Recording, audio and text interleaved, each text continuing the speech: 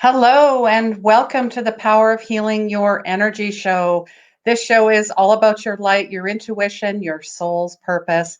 And did you know depression and anxiety are a side effect of you not living your life intuitively, not trusting your gut, the lost connections with your highest self and others? So let's go higher and feel deeper. Hello, fellow empaths. I'm Christine with 24 Karat Healing. I'm a spiritual medium, intuitive energy coach, and old soul healer. And each week we have a guest and a subject, and we're always seeking to know more, diving in at a deep soul level. This is episode 31. And if you're into numbers, that's 4 in numerology, and that actually happens to be a life path number. But, anyways, it is the power of Lakshmi Bowen. And we're asking how to create your own heaven on earth and a little bit about her. She's a soul fulfillment mentor for women who secretly struggle with an emotionally painful past, leaving them mentally drained and emotionally exhausted by self-criticism. And she helps stop the cycle of seeking outside approval, which I love, for inner peace to create a life that feels purposeful. She has been studying and practicing yoga and spiritual healing for over 20 years and is dedicated to uplifting the planet by positively impacting others through teaching, coaching, and speaking. Her passion came from healing her own childhood trauma and body hatred issues, initiating her to become a yoga instructor with over 10,000 hours of teaching experience. Wow. And then she became a healer, life coach, speaker, and author. And she believes, and I so believe, in a world where women who've been through hell and back create their own heaven on earth for a fulfilled and elevated life of inner peace. And she's an international empowerment and transformational retreat host, bringing women together for memorable, fulfilling experiences of self-nourishment. And she's also a married mom of 3, living in gorgeous Tucson, Arizona, and she loves to spend time immersed in the magic of Costa Rica. Welcome to the show. Thank you so much for having me. Thank you for being here. And my goodness, I thought 10,000 hours of yoga. Of course, my analytical side came through and says, how long did that take? How long does 10,000 hours? What does that entail? Well, I've been practicing 25-ish years and teaching 16-ish years. So it takes a lot of teaching and practice. Yes. You think of a teacher training as typically a 200-hour that people start with. And then I have 2 of those. So I have my 200-hour and then I have a 220-hour and then all of the other things. And so it's kind of wild how when you look at it, it just adds up. And one day when I was having to put in my hours, so when we do recertification through yoga clients, you put in your hours and, you can go up to like an educational registered yoga teacher, which is what I am. And it's based on how many hours you teach and also your certifications. And so when you're adding it up and then you see that, it's like, wow, that's a lot of teaching. So yes, that is. Definitely. Now, what I really loved is you actually did the work. I mean, you're teaching women, but you also did the work with childhood trauma and body hatred issues. How, I guess, like, did you hit rock bottom? Because everybody has their own way of saying, okay, I'm going to start this journey because... Yeah, I feel like I had a few of those. I think I definitely had, I almost feel like they're more awakenings than they were rock bottoms. And when I was younger, I didn't recognize any of that. I was just going through the motions. And when you have a lot of trauma in your background, you're just living in fight or flight anyway, and your nervous system is a wreck. And so that was me. I had just a lot of the repercussions of the trauma. And so it wasn't until I was pretty much in my 20s when I started my yoga journey. I was always very physical, but most of it was not in a positive way because I was obsessed with my body and everything became about my body, right? Like what size my body was, my weight of my body, what my body looked like, my idea of my body. And so I stayed in that cycle, and I had bulimia really bad too. And so I had kind of shifted from anorexia to bulimia and then into drug addiction. And I think it just, there were times that I was literally at that like suicidal moment, and you just know that there's more. And I feel like that's what happened, is underneath all of these stories and circumstances and positions I'd put myself in that I would intuitively know were not right. Underneath it, there was something that was saying, but there's more, right? There was always this little bit of hope, I guess you could say. And I had realized when I did a yoga practice that it was not the physical workout, right, that I was typically used to doing. And when I laid down at the end, and let everything soak in, I was like, whoa, there's something happening here, that kind of brought this awareness. And then I started looking into more of yoga and studying it and understanding the mind, body, spirit connection.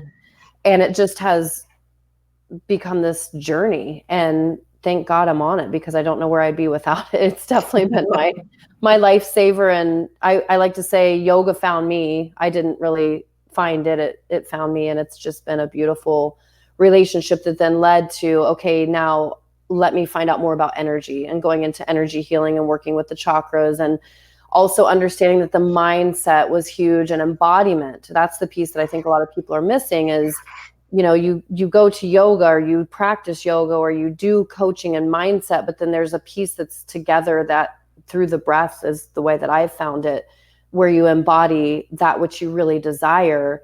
And you just really have to change how you feel in your daily life and what you're embodying to create a different future. And so that's what I had to do. And now here we are. So. Wow. And bulimia, anorexia, and drug addiction. That's pretty intense. I can't say I had any eating issues other than it was emotional attachment to food. It wasn't the which a lot of women have as well. And that's important. That must have been difficult, because my sister actually had bouts of anorexia. I remember that. And it was scary. Well, and I think what happens is when you're in this, it's an inner turmoil. And I call it one of my main topics that I speak about is inner conflict, right? We're conflicted about what we should be and what we shouldn't be. And do I really need this? I shouldn't want this. And, our self-doubts and the fears, and especially when you have trauma in your background, there's a lot of that that's like at the forefront. And so you kind of have to say, it's okay, and get into the soul level to go beyond that initial nervous system issue and the ego mind. And one thing that I've realized with my past, especially, and everybody has their own thing, but it was a lack of feeling I had control in my life when I was younger. And so how did I control? I controlled through my body. And so I controlled through not eating, and through starving, and through, being able to at least say, I can control my size. If I don't feel like I have control of anything else, my mental state, my emotional state, I can control what goes in my body and the size of my body. And but it's not a way to live, because then I wasn't living. I was hiding, and everything became dependent on what I looked like or what I felt like, or comparing myself. And comparison, as we all know, is never a way to live that fulfills us. So absolutely not. And living from always seeking outside approval, always looking outside when everything is within. I guess that was one of my big epiphanies, because I've lost 100 pounds twice in my life, and I was like a size 2. And I would still look at pictures in my 20s and thought, wow, I was fat. Like I had that real body image issues. So I totally resonate with this. And I think a lot of women do as well. Do you I wonder if are there any men that have that issue? There are. Well? Actually, I think the society that we're in now is making it a little harder too, where it's like everybody's expected to be perfect, right? It's these unreal expectations, and it absolutely drives me nuts.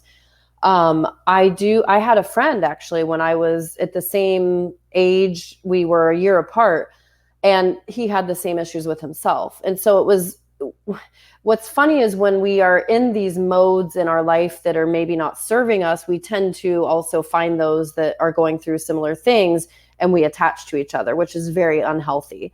And so, it it also gives you this interesting perspective where I see him talking about this stuff and I'm like, you're crazy. Like, what are you talking about? But yet I saw it with myself and nobody could tell me that I was crazy. And so again, it's that outside. It doesn't matter what somebody else, I could have any person in the world, family, friends, boyfriends say, you look so good, or, I love your body, or whatever they say. And it doesn't matter, because that's, again, coming from outside. So even though we're seeking that outside approval gives us a very temporary piece of validation, but it's always going to come back to ourselves. And if we approve of ourselves, and for me, it's really about, specializing in helping women with self-acceptance. And it's not just physical appearance, it's accepting who you truly are, and accepting your purpose, and accepting your voice, and accepting that what has happened is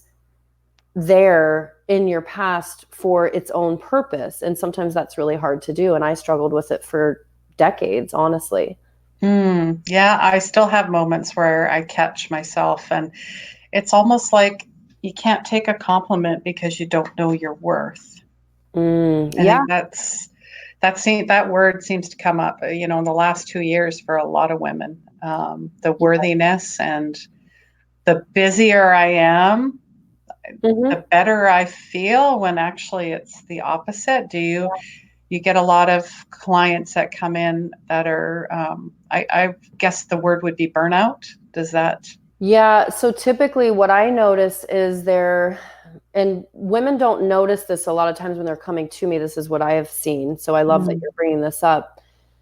There is an underlying self-criticism that's happening, right? And so it's this constant, right? She's criticizing, like, I'm not whatever enough, right? Or I'm too much of this, right? It's always like the one or the other, like, you can't win.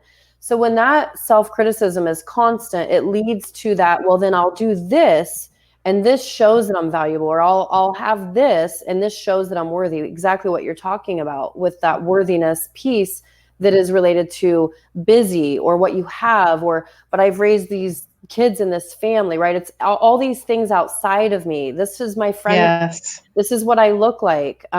This is my status. This is my financial success. This is what people are saying about me.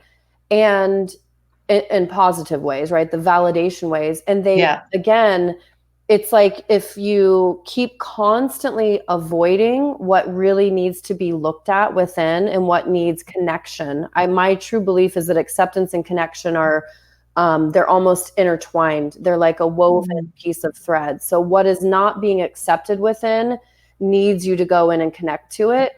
And what feels disconnected within needs to be accepted. And so the two can really work together really beautifully when you start doing the work. But when you're avoiding it, what happens is it's that seeking, whether it's outside approval or that constant criticism that keeps us in this almost like downward low vibrational spiral. Oh, yeah. Because you can't get out, right? Because it's just like running in circles, and you're not running up the vibrational energy, you're just running around it. And it's not a way to live. And so until there comes that place of true acceptance, that's what leads to inner peace. And that's what I think so many women are missing, is they think if they just do more, if they just become more, if they just volunteer more, they just, show up more, all these more, then it's going to work out. It's the if then, right? If this, then that. And it doesn't work that way. It starts from the pause, right? That let's get inside, let's use the breath, let's go beyond the limited mind, which the mind is actually limitless, but we tend to only use the part that's limiting us sometimes. Or we're in those cycles, right? The mental cycles and the emotional cycles. And when you go beyond that and get into the soul level, you really do know and see and experience your truth. And that's what I've loved so much about my work and helping guide women to within themselves, is getting them into that space of, okay, let's go here. And then it's like, oh, this is what life is about. And then taking those moments and moving forward from that energetic space. Yeah, definitely. I mean, Louise Hay, I just posted about this yesterday. She says, you've been criticizing yourself for years and it hasn't worked. Try approving of yourself and see what happens. Ooh, I have chills right now. I've always Yeah. loved her work, and Mm. something very recently happened, and I thought, oh my gosh, I want to get out my book just to, go through it again. The Heal Your Body, Heal Your Life. It's just so Yes. profound for people to make these connections. And when you make a connection of, oh, I get it, or at least I see it, I'm aware of it, because everything starts with awareness. You can't live a life where you're ascending and growing and, really experiencing life fulfilling if you're constantly in denial or not willing to look at it, or resisting or avoiding. And again, like I said, that avoidance happens through thinking of all the other things, right, are going to make Yes. you whole and complete, when you already are whole and complete. You just need to get back into your soul. And so I just feel anybody who either hasn't seen her yet or doesn't know who she is, or even does, just go back and read what she says, because it is really profound and beautiful work. It is. And it might not be, that book, it might be another book or Mhm. something you hear. Like, it's, oh man, there's so much. I mean, I see it a connection as, like through a child's eyes. And we need to go back to that, where, like, I saw the sunrise this morning, and I quickly went by and I saw it, and I dragged myself back. I'm like, look, beautiful purple and oranges and pinks. It was amazing. Now that's awe inspiring. That's how we need to look at our lives. Well, and just imagine if every day we, instead of looking at what's wrong with us or what's not working or what we need to fix, or again, looking at outside of us to the seeking, and this will be the answer, this will fix me, this will help me, this will make me feel good about myself. We just really sunk into the magic of the moment, and we were inspired by life each day, like inspired by ourselves and inspired by the fact that everything is really working in this really beautiful harmony. And yet we are so out of harmony with ourselves and with each other a lot of times, because we're constantly seeking. And that it, like, I can feel it when I think about it. I feel it, and it's exhausting. It's like you said, that burnout, the overwhelm, exhaustion. It's just like, it never stops. It never stops until you say, okay, I'm making the choice right now. And I think for me, that's what really happened, was saying, I don't want to live like this anymore. And I know there's a better life for me. And then making that decision and saying, what can I do? And then looking at the pieces that work. And everybody has their own thing. Not everything is, not everybody's going to do yoga. I always say that. But if everybody can just really work with using their breath, the breath is the key to unlocking everything. And it's just so beautiful when we get into the space of being with our breath. The breath is the breath of life. If you're not breathing, you're not living. And so when you can access something that you don't have to go anywhere to do, and yes, you can learn breath techniques and go to breath workshops and learn from me and people who do that. But the truth is, you get to use it on your own. And that's so empowering, when everything that we're working through to heal and to grow and to also experience life in a really beautiful way starts from within. And it really is just like, for me, it's getting my journal out sometimes and writing. And I just, whatever comes through, comes through. It doesn't have to be anything. It just is. Yes. And yoga just is me on my mat. I don't have to watch a video. I just start moving. And the breath work is just following the breath in, following the breath out. So these little things are actually have such a huge impact on us, and we forget that, but we are energy. And so if the energy is constantly going and it's being depleted everywhere and given to everything, we don't feel whole. That is true.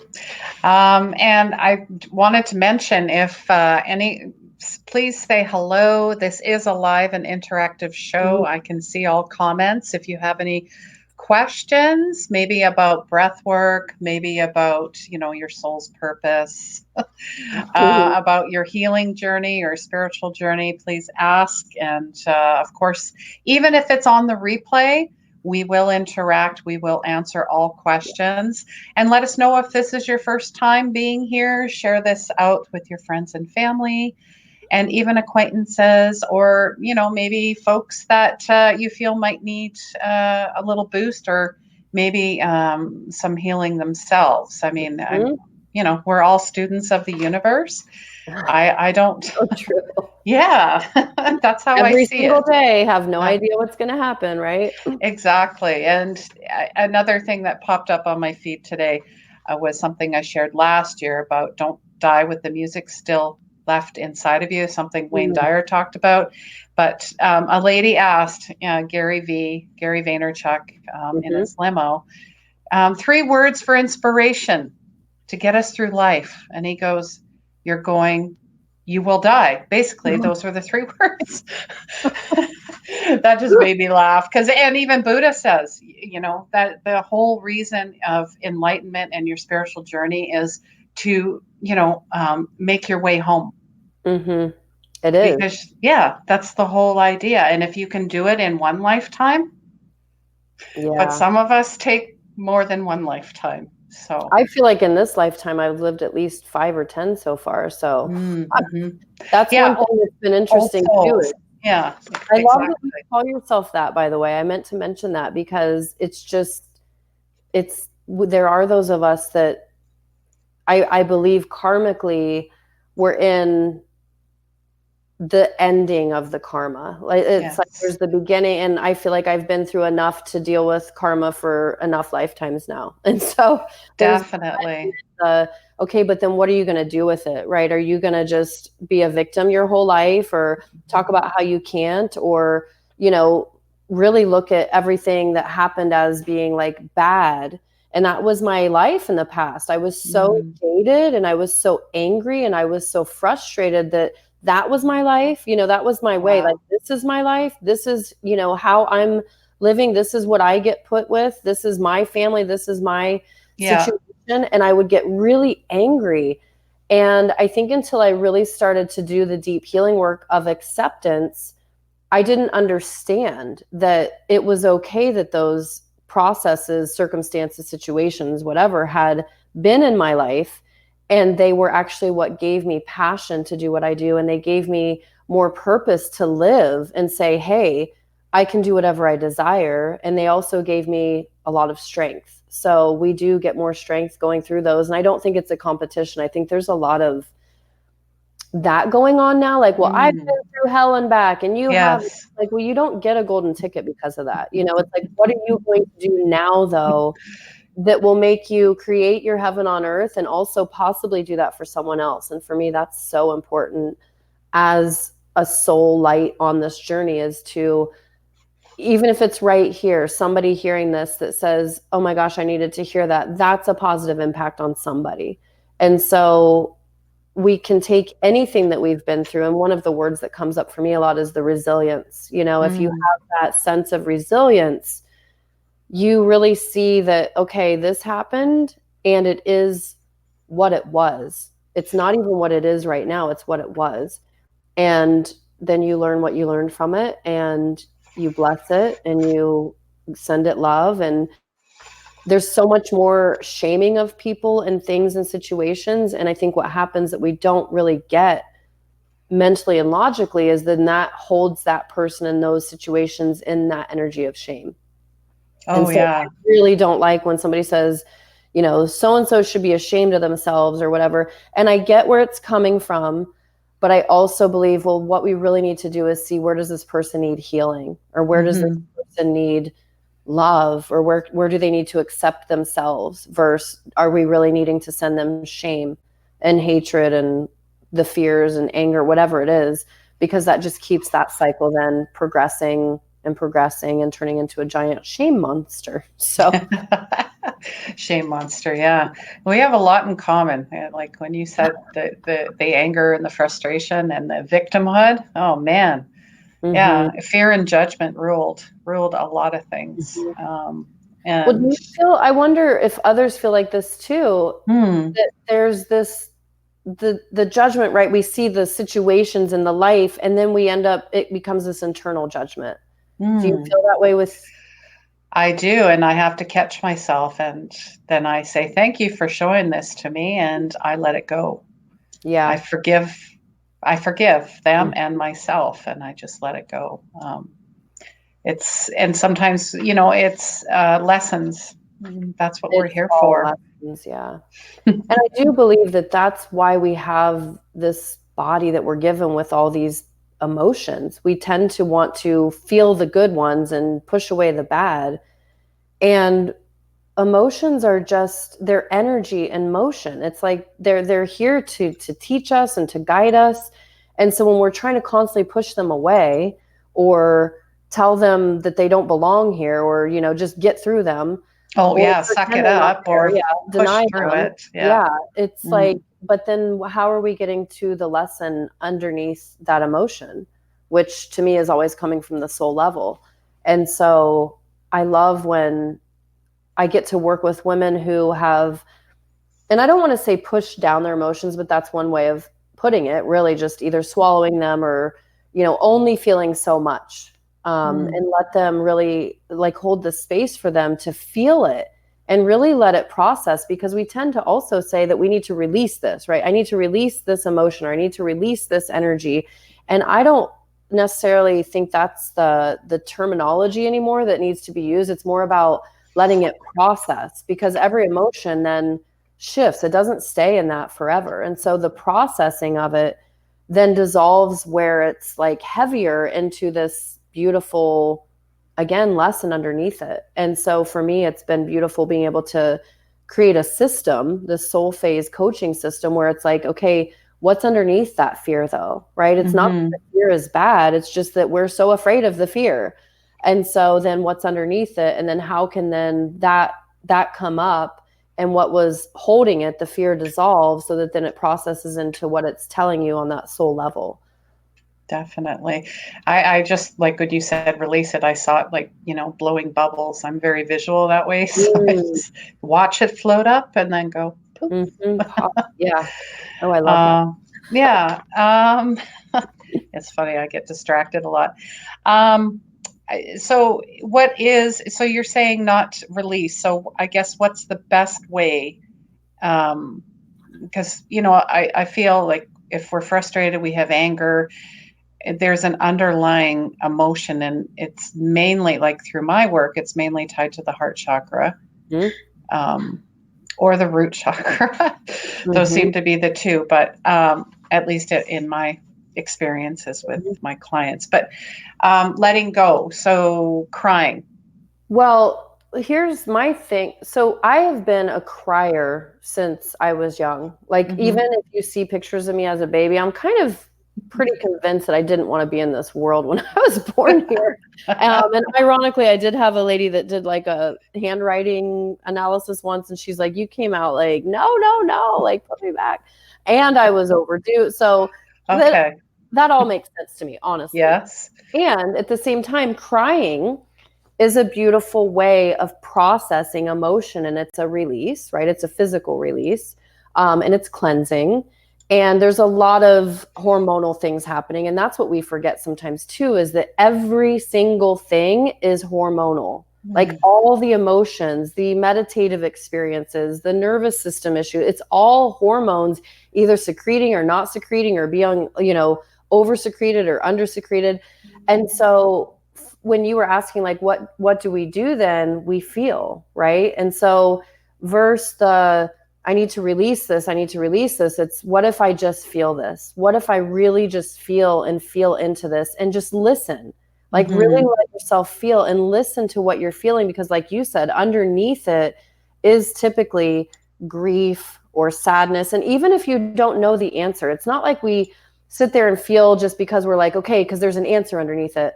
That's then putting an expectation on it. But it's just a knowing that the feeling is there and the emotion is real, and we don't need to be so afraid of it. And so when we feel it, it starts then processing itself. Like, sometimes it just wants to be present. I think that's what I'm getting is like, it's showing up to be present.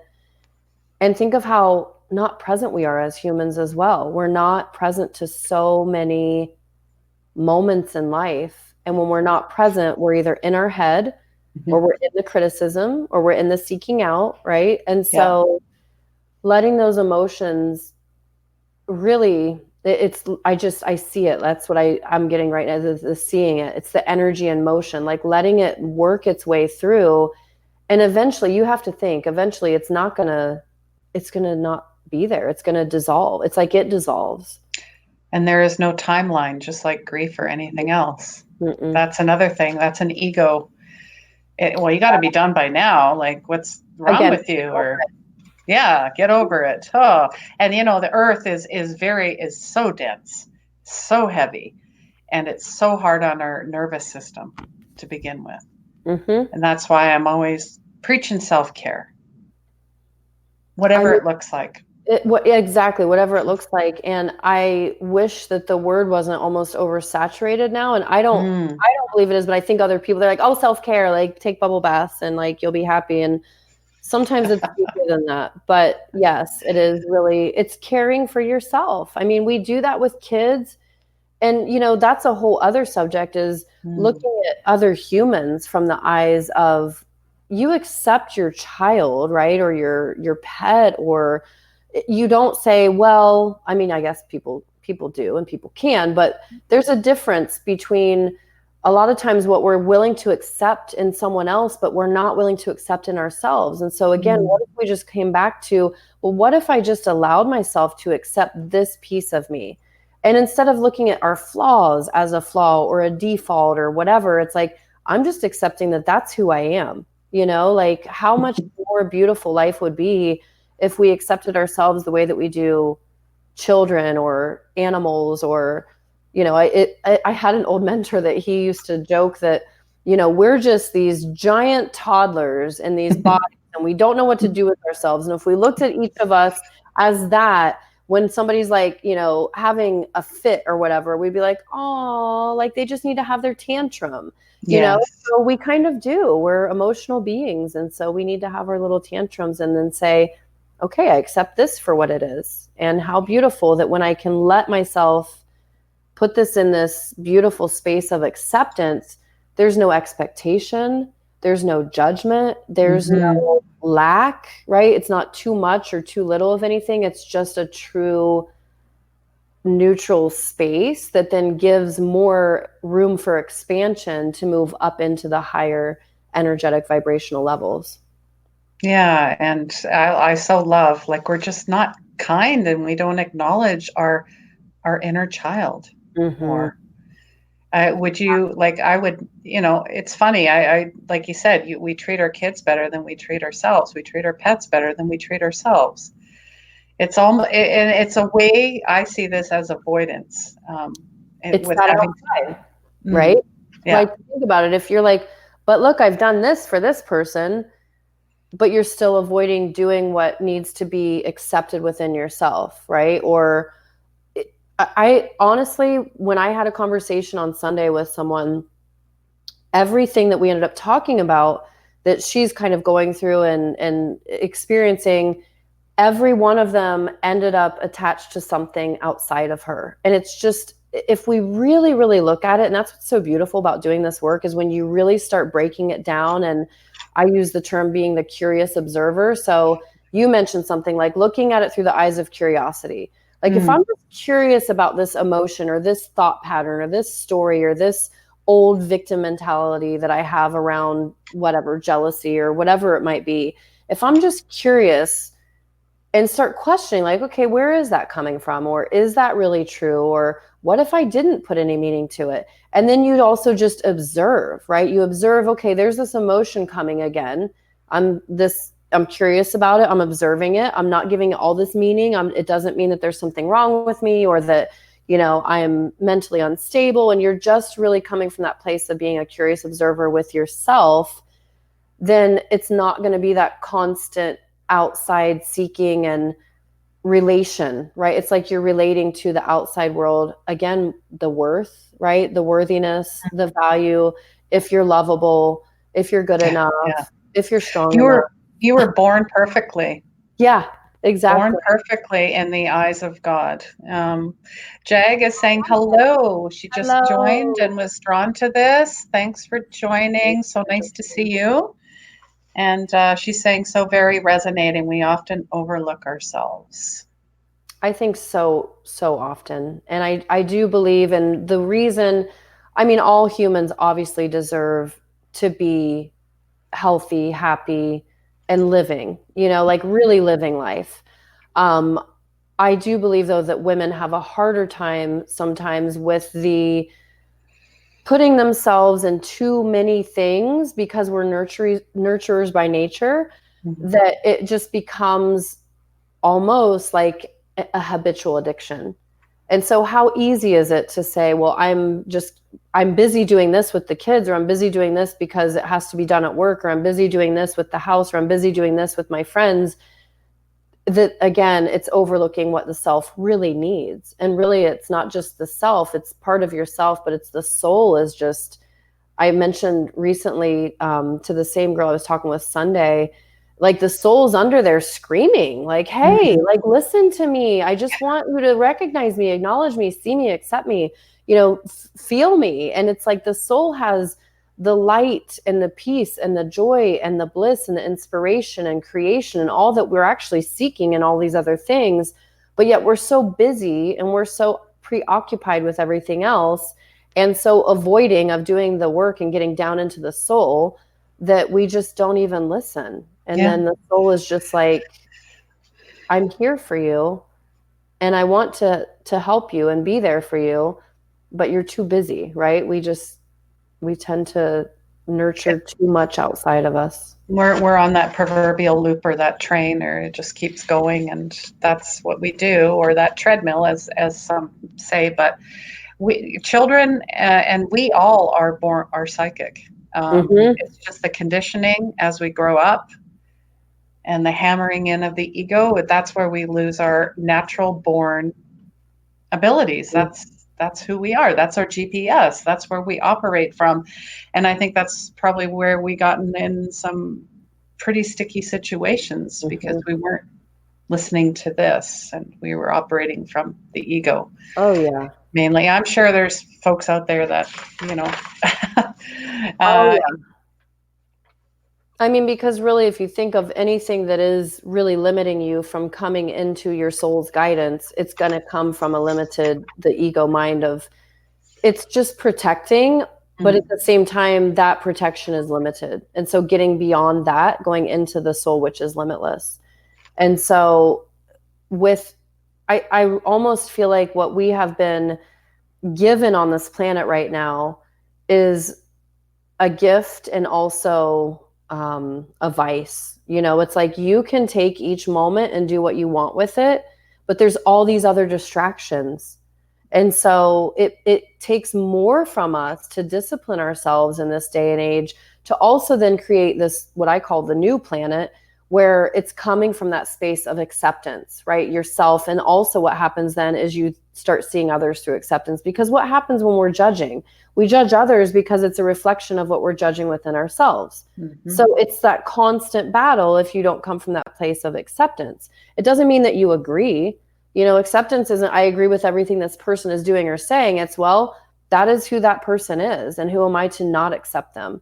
And I really think that when we can see that we're creating a new planet and showing the future and the kids that, like, hey, if I accept myself and this child sees this and they're willing to accept themselves versus say, oh, this is what's wrong with me too, because kids pick all that up too, right? And then those become your stories. And so it's almost our duty to say, how can I go within myself and find this acceptance and connect to it, and then experience this inner peace, because then I'm also spreading that out beyond me, right? It's that ripple effect that's happening to create that new energy. Definitely. And just encouraging, be yourself. And if you don't understand, then find the connection and come from a place of, like you said, curiosity and finding out more. You might learn something. And you might like it. I think people are so almost afraid of the inner work, and it sounds like dark. I got to do the inner work or connect with my shadows, or my inner child might be needy or whatever. And there's almost this preconceived fear that it's like heavy and it's hard, and it's like, it's not always easy, but it can be messy, but life isn't always easy, and it's messy, and it gives you then something else to work from. And every time that we keep working on, whether it's our nervous system or our mental awareness or our energy in our system, and our emotions, and we start really working with it, it doesn't become so hard. Of course, at first, nothing is totally easy because it's new. Oh, And yeah. so I really think that more people need to understand that doing the work doesn't have to be like dark and heavy. It's like on the other side of doing it, there's also this light, it's that the guru within. It's you go through the darkness and then the light is there, and it's always there. It's just sometimes it's really dim. Yeah, it's there. It's been buried. Yeah. It's like they say, layers of an onion, if you want to use the onion term in a way. But yeah, and once you do, it's like all the lights come on. Boom. Yeah. And And the then light the feels universe so says, good. okay, are you ready? Because guess what? Yeah. Here we go again. Here we go. Jag is saying love and compassion is key towards ourselves and others. Yes, definitely. That's it. That's pretty much it in a nutshell.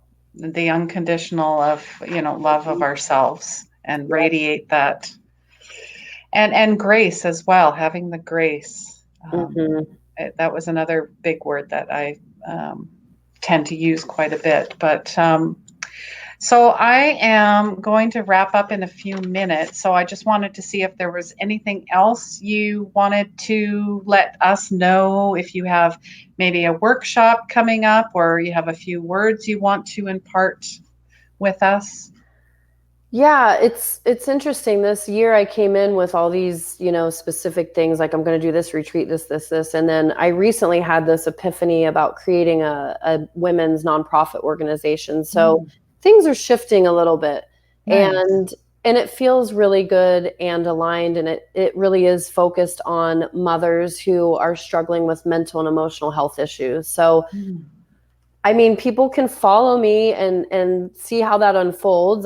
It's very new. So I just feel like, again, it's the time on this planet that I'm in to create something where women can go to reset and to learn and to connect. And without it being once they're broken down, right? Or needing to go to an institution, or needing to get on medication, or have completely lost their complete joy for life, or resent their kids and their family. I just know a lot of women that are going through mental and emotional issues that it's not easy. We're in a day and age that we're, again, lots of distractions, lots of energy, technology, and we tend to kind of lose our footing of our soul and all of that stuff that's around us. So that's exciting, and couldn't tell you what's going to happen there. It's whatever this part of the universe creates is what will be created. Yeah. We'll make sure the links will be available if you guys want to get in touch with her, of course. Yeah. And I always ask, I didn't ask at the beginning so you could think about it, but I think you already answered the question. I always ask each guest, what is your dream and how can we collectively make it happen? So it sounds like I don't know if you have maybe one bigger than that, but.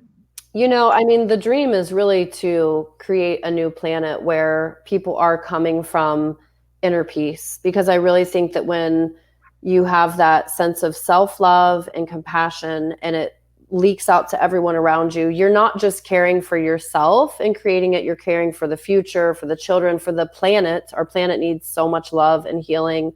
And so I really see us creating a new heaven on earth. That's really what it is. And you don't do that through not accepting yourself and constantly seeking and being in anger or fear or hatred. It's like being able to understand that those are there and they're there to show you something underneath them. And what they really need is unconditional love. So that's what I'm sharing. That's my story, and I'm sticking to it. There you go.